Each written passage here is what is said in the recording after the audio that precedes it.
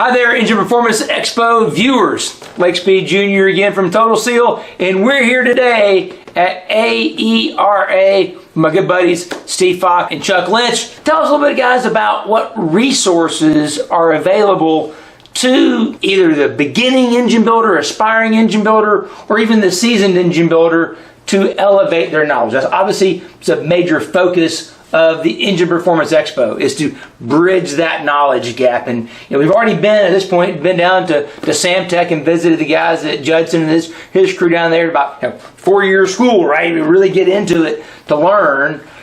Also been out to EFI University, Ben Strader with his classes and things like that. Talk about what resources that AERA offers to those who want to elevate their game and get more educated. Well, like, one of the things we really have is our online training program. Okay. It's an online course. Since ASE decided not to continue their machinist training program, okay, AERA decided to pick that up, and now we have an online course. It's 18 chapters. You're a cylinder head specialist and an engine machinist when you're all said and done. So there's really 2 courses within that program. Oh, awesome. And it takes a year to take. You can work at your own pace. We've had guys take it in as little as 2 weeks, and some guys take the whole year. So it's online. You kind of work at your own pace. Okay, cool. Well, obviously there's a giant wall of books behind us too, so we probably shouldn't just ignore with other resources that are in the building. So besides the education and certification program that's online, what other resources do you guys offer to the industry? So we compile tons and tons of information. We have a flagship program called ProcessPro. And so we break down the data and we put it in the machine shops, kind of the information how they would like. Okay, this is block information, head information, crank information. So that's a flagship offering. Folks can call the tech line when they're members, and we can get them information in any form or fashion, whether from fax, email, carrier pigeon, Got it. Or we share it via the phone call. Just so you guys know, this morning we were actually kind of talking about this car that I happened to have that was kind of gifted to me by my mother. That was my grandfather's car. Happens to be a 1983 Mercedes 240D. ProcessPro had all the build specs for the engine in there. Kind of cool, right? There you can see what are the bore sizes, what are all the torque value specifications. It's kind of amazing what information is available in ProcessPro. So talk a little bit more about what ProcessPro can be for a shop. So chime in anytime with me, Steve. It's surface finishes can be there. Procedural documentation, of course, the typical stuff everybody's looking for. I want a valve stem height. I want a crank journal diameter. Right. I want. So beyond dimensional data, there's other information, like you said, right. Surface finish, torque specs, even procedures. Right. If you have an engine, and today that's a very common call for us. Okay. Hey, how do I time this monster? It's got 5 timing chains. I got camshaft phasers, or a jack shaft, or whatever. So you have to time the balance assembly, and then I've got dual overhead cams, and then I have some kind of stub shaft in the middle that directs all the timing to these different chains. I'm liking vintage go-kart engines better all the time. Just keep talking, go on. Well, it's great because we kind of cover from top to bottom, end to end of an engine. And the program has over 11,000 engines in it. 11,000 engines and 34,000 casting numbers and 3,300 technical bulletins. Man, it's a lot of data. It's a lot of data. It's a lot of information. And so people who are members can call in. They can call us on the tech line. There's 5 of us on the tech line. We work Monday through Friday, 7 a.m. to 6 p.m. Central Time. Okay. And if you're a member and you're looking for any kind of information, give us a call. Okay. So that information is available at any member? Any member, yep. So what does it cost to be just a normal member? I know we've been a manufacturer member for a long time, but for just a normal person in the industry, what does that cost? Normal machine shop member for us is a 1 to 3 man shop, and that's $3.99 a year. Okay. And we can break that up into monthly, you know, so it's pretty cheap if you do it monthly. You pay more for your cable bill. Exactly, exactly. And then the Process is an add-on, so that's $459 a year. So you're looking at about $900 by the time you're done. to get all that information. And the nice thing with Process is it's online. So if Chuck is to add something right now, they have it right now. Okay. They don't have to wait for a disk. You know, the old days of sending out disk and floppy disk updates, things like that, yeah. So I also know, too, as being a longtime AERA member, that we also get a box every year that has some pretty important things there. Talk about what comes with that membership in terms of still something that's printed. So as a member or a new member, you'll get a new member kit. Okay. And that's what we call it. We have a crankshaft manual, a sonar block manual, connecting rod manual, balancing manual, which is new. We just did this year. We have a failure manual. That one rides around my backpack, by the way. Yes. Failure analysis manual is in my backpack right now. That's a great book to have. Why? Valve lash and flywheels. You know, valve lash is something that I was like, you know, when I came on board, really? Well, it helps the shop say, hey, I can quote this ahead of time, you know, because it's got this information. I know it's a dual overhead cam. I know that it's got 4 valves per second. Got it. And you know, they use that for quoting information. So they like to keep that stuff right at the counter, quick reference, you know, especially for, you know, maybe the folks that are, you know, using the computer for maybe multiple things and they don't want to get into Process. If they've got it, then they can just quick go through some of these references. Flywheel's the same thing. It kind of lives by a flywheel grinder, quick reference stuff. So in this, you know, in the digital world, there's still opportunities for print, you know. Oh, of course. It's got its place. Yeah, it does. You probably don't want to be touching your iPad when you're grinding a flywheel. No, probably not. Yeah, it's that grease on the screen, never a good thing. So, okay, all right, talked about the manuals, we talked about Process and some of those kind of things, and the phone tech support, which is always beneficial. There's a few other things you guys do. So talk a bit about Engine Professional Magazine. Happens to be one of my favorite reads. So talk about that a little bit. So we have our quarterly publication called Engine Professional Magazine, and Jim Rickoff, our president, kind of started that.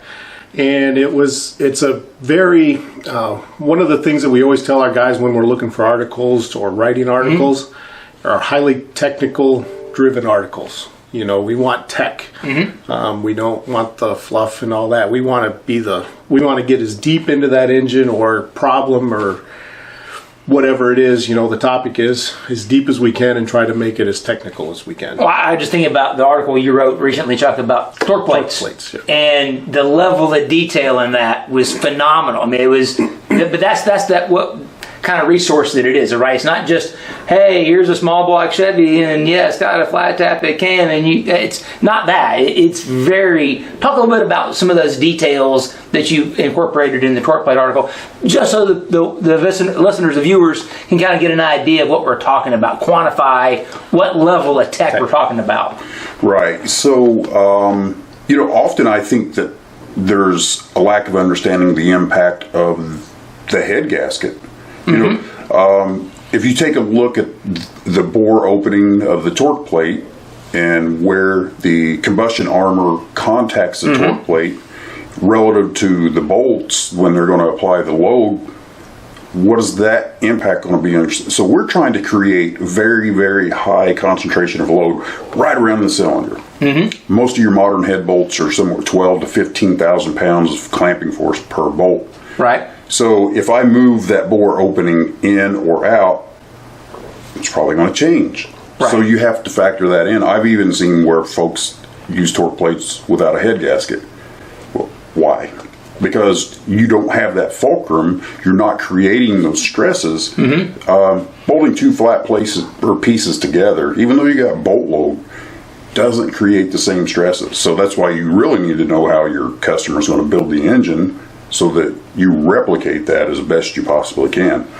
Now, if you don't have his exact part number gasket, you're still making some improvements. Yeah, you're getting it closer to what the actual running environment is going to be, so that you know, obviously, like I said, that distortion that you're putting into the block is happening there near where top dead center is, which is literally the most important part for it to be geonomically right. So, okay, so this is kind of an idea that Engine Professional Magazine is going to provide that level of tech detail that if you're talking about torque plates, we're not just saying, hey, torque plates are a good idea. We're getting down to, this is the clamping force, this is the type of gasket. You need to make sure that it does this and do that process correctly. You would even just go through the same torque process, same torque specs on those bolts that you would actually in the engine itself, so that you get as close to possible as the physical distortion, so that you get the closest possible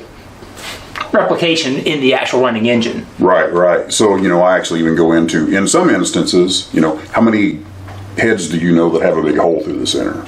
You don't have heads like, so you may have to, if you're doing a lot of the same engine, and we have some folks who are, strictly LS builds or strictly big block Ford builds, and you may, in that situation, map out what the head looks like, and then you play around with those torque specs on the head bolt and say, okay, now this is repeating what the head's doing, and you can better map that out.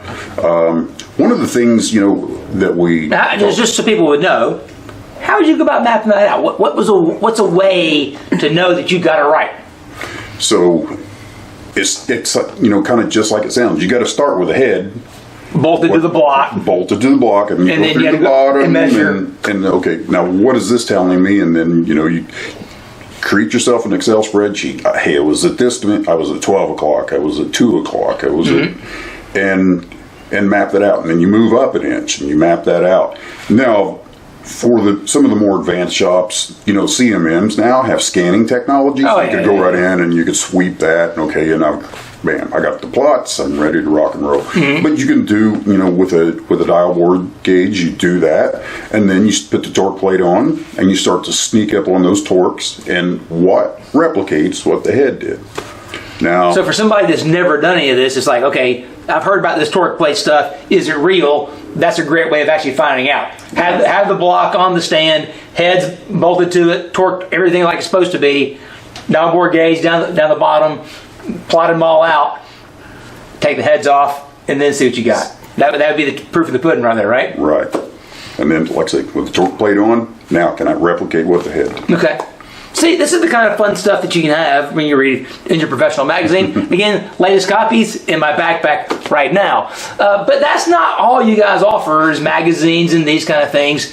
So you guys are kind of high tech these days too. A little bit of a podcasting thing going on. So talk about that. Yeah, we started a podcast about a year ago, coming up on a year. Chuck and I sit there and we kind of talk about engine related issues. We did some on machine maintenance. You're supposed to maintain your machine? You are. I mean, that's what makes you money. So it's good to keep that in line and working good. So we've done that. What are some of the other topics we've talked about there, Chuck? Your image. Yeah. What does your shop tell your customer about you when they walk in? If it looks like a coal mine, then they may not think that you're producing precision-built engines. Right. We jokingly talked about if you were to go into a doctor's office and you seen some legs laying in the corner installed off with a hacksaw, you're like, looks like a Civil War triage. Yeah. It's like, okay, maybe not where I really want to be. If I go into a machine shop and see the first chip that was ever made 45 years ago, I'm probably like, yeah, first impressions can be lasting impressions, and so let your image sell your product. Right. Well, I think about yesterday, we were walking into Auto Machine, and you see those Nissan billet blocks there, and you're like, okay, these guys know what they're doing if you're machining billet blocks for twin turbo E6 Nissan. So it's 3,000 horsepower or whatever. So that's kind of neat stuff. Okay, so beyond the podcast, you guys have also been doing a webinar series for quite some time. Talk a little bit about what the webinar series is about. Webinars are a monthly webinar series where we get industry professionals to come on and talk. We've had some on diesel engines. We've got some coming up on failure analysis. Okay. And what to do with how to understand what happened to that engine or that internal piece of the engine. You got a bearing failure, and you kind of examine the bearing and see where that failure was or what could have caused that failure. That's going to be a topic coming up soon.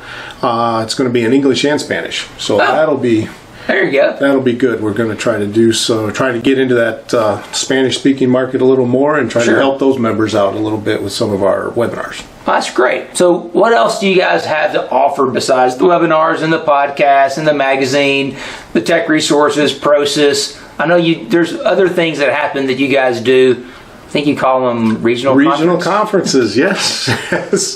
We actually do regional conferences. We haven't been doing them because of everything that's been going on in the world. Right.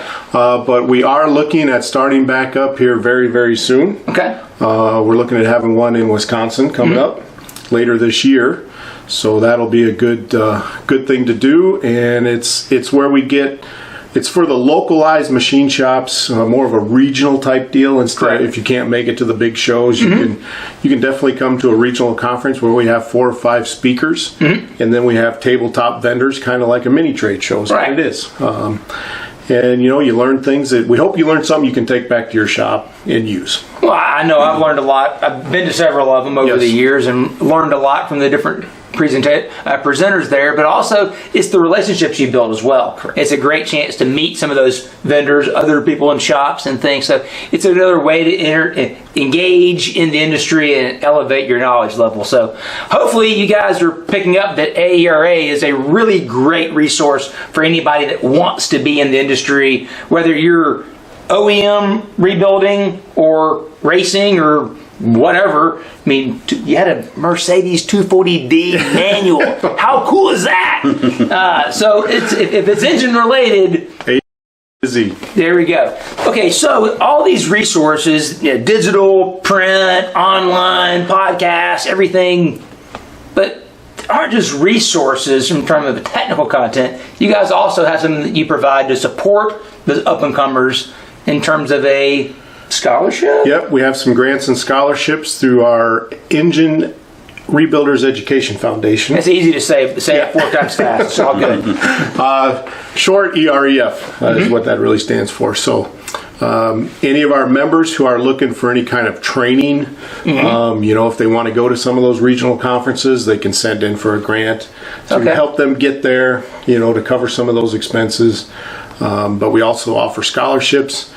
And one thing that we are doing, and it was just announced here recently, is we are doing a $2,500 scholarship in Bill McKnight's name. That's fantastic. For people who don't know, who are watching this, Bill McKnight was a mentor to us all. I mean, he's the guy that kind of set the standard for what it meant to be a member of this industry, to give back and to not try to hold everything tight, to mentor, to share, to teach. So I think it's wonderful to honor Bill's memory and his legacy by having a scholarship in his name. For hopefully to Bill's family, anyone who's watching that knows Bill, we can't thank him enough for his contribution to the industry, and we definitely want to take the opportunity to acknowledge that. And I think the scholarship offering is a fantastic way of memorializing that into the future. Absolutely. Absolutely. Bill was a teacher. That's how he kind of started in this industry. So we just thought it was fitting to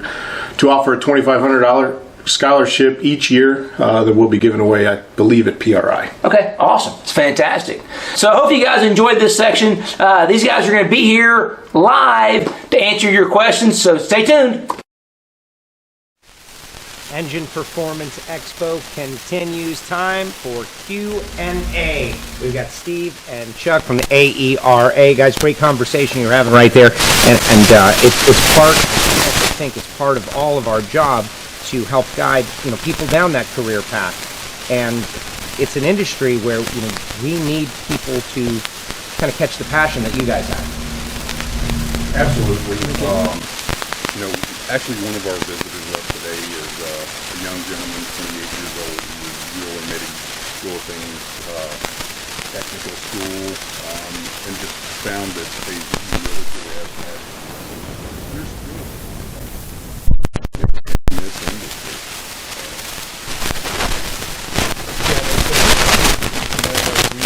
Earlier, just going to a machine shop and saying, hey, can I sweep the floor? Can I start somewhere? And getting in that shop, just getting your foot in the door is the big thing. So if you've got a question out there, by all means, fire it off, put it in the chat section. People asking, where's Wilkerson? Where's Wilkerson? Stand by. You're going to get your Wilkerson, okay? We got guys, our best guys on it. Trust me. But in the meantime, if you got some questions, someone's suggesting that there might be an audio issue. We're going to work on it in the meantime. But let's expand a little bit. They're saying the sound has gone away, just FYI. But let's keep the show going in that. How do I say this? There's no shame in working for free. There are things that are of value that aren't money. Knowledge, experience, connections. If you're interested, cars, machining, engine building, and you have near you someone who's got a car, a shop, and you go offer to work and do what they ask, show up on time, leave when they say, don't be taken advantage of course, but you're going to get something of value. And just communicating that, I think that's the road we're going down. Correct. Just showing up, being there when you're supposed to be there, and doing just the little things, just like getting something for a machinist if he needs a mic to measure something, or get a wrench or something to help those guys out. Do some cleaning of cylinder heads or engine parts. Just do some cleaning work to get started. Help them along, and they're going to appreciate it. You're building familiarity with the tools. You're learning what they all are. Like, what is that? Get that, and maybe they'll be patient. And that's something that happened years ago, maybe before there were so many schools. It was just like the way of an apprentice program. And that's kind of the way, I know my dad was a mason. That's how they learn. You go in as an apprentice, you become a journeyman, you become a master, you learn. And it's not too different in your industry. Absolutely not. And, if you've got a capacity to learn, okay, that's the intelligence component of it. How do you get to wisdom? You have to have experience. You got to touch it, feel it, do it, right? And then that's where you get to the point of wisdom. So, learn, get out there, get engaged, get involved, and build your skills. And that can help you go to the next level of education, right? So, okay, now I've opened up this channel. Oh, here's another opportunity for me to learn something new. Now, remember that once you know that, there's no going back and getting by with the things that you used to slide by with. Do it the wrong way anymore, right? We learn that all the time. And another area that I would say, and I would stress to folks out there, and it's just a statement of fact, is that you can't also expect to start at the top.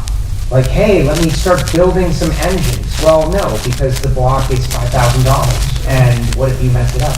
We can't have that. That there is a program of natural progression, and if you ask someone for help, advice, guidance, mentorship, that they're going to bring you along. Correct. Don't go into a shop thinking you're going to be the head guy. The head with the attitude of I want to learn, and take those baby steps to go up the ladder to where you want to be. Is you start at the tear down. Like when I started my dad's place, I started at cleaning and tear down. Then I went to the machining side, and then I got to assembly. And we've seen it from every Kung Fu movie that has ever been made. It's the same thing, right? You start off doing something menial that you don't understand why you're doing it. Wash on, wash off, grasshopper. That's it, exactly. And that is exactly what's happening in these machine shops. You're sweeping the floors at first. You know what? You're good enough to listen to what's going on. But please make sure the work area is clean. If you prove that you can do that, then maybe you get to touch a part. And that's just the way it is. And maybe in our modern world where everything is instant and instant gratification, that's hard to deal with. But when it comes to knowledge and expertise, that's the way to get it. Right. And actually, George and I were talking about this earlier today, and I've been in this a long time myself. And you talk about engine builders, and and folks see that as, well, that's the thing that I want to do. I want to put those cool parts together. Well, you need to know all of the other stuff, really, because are you an engine builder because you understand engines, or are you an assembler? Is this one of those shelf kits from Walmart? Okay, there's the instructions. I can put it together. I'm an assembler. I'm not a cabinet builder. I'm an assembler. And the same thing goes for engine building. You need to understand the principles. You need that knowledge, you need that wisdom. And that takes us back to a conversation we had earlier on yesterday about having to check every part, because just because you have the part and the part says that it is what it is, doesn't necessarily mean it is what it is. And so you have to go through this whole process of checking and inspecting and doubling back, and there's a lot of labor that goes into that. But if you just assemble it as it is, you might get lucky, but maybe not. Absolutely.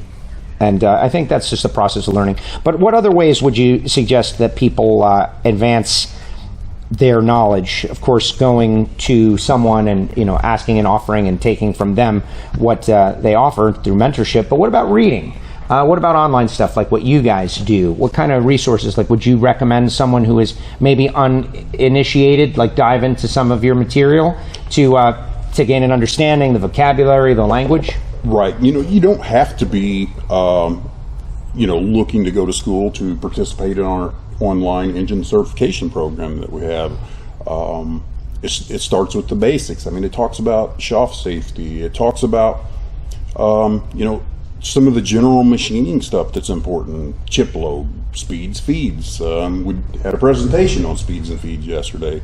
So you can take all of those steps, and they're all on that journey to understanding the engine. So we have that program.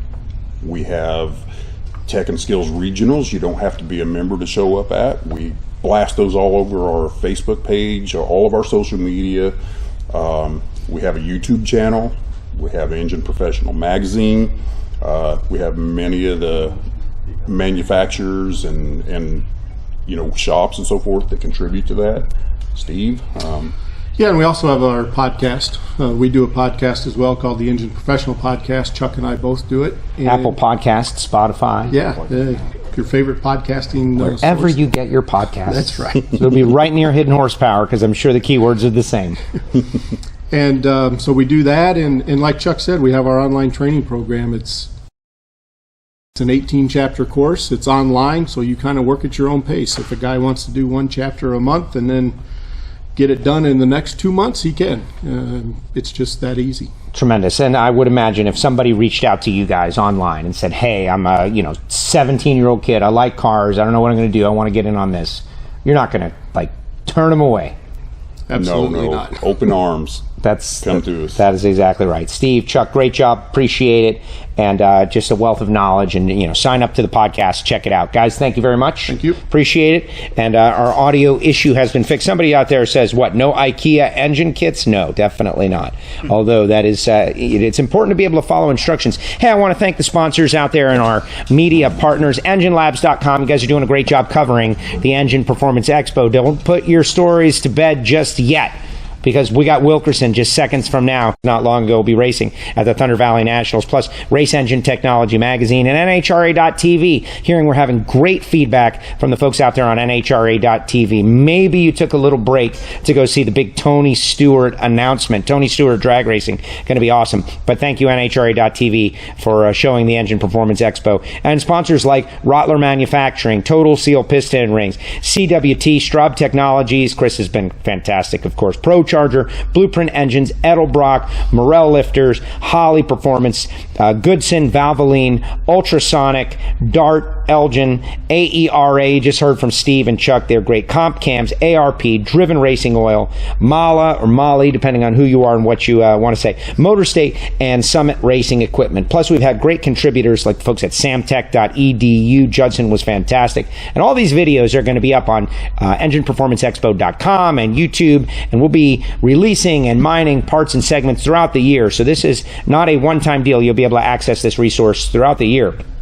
Petty Enterprises, of course, LN Engineering, Shaver Specialties Racing Engines, Robert Yates Racing Engines, EFI University, and a shout out to the folks at Scott Performance Wire, who are doing an October promotion. If you need spark plug wire, sparkplugwires.com. 50% of all eligible purchases will go to the Pretty in Pink Foundation, which supports uninsured and underinsured breast cancer patients, it's the month of October, Breast Cancer Awareness Month. Thank you to our sponsors, and thank you for helping support the Engine Performance Expo. It has been great.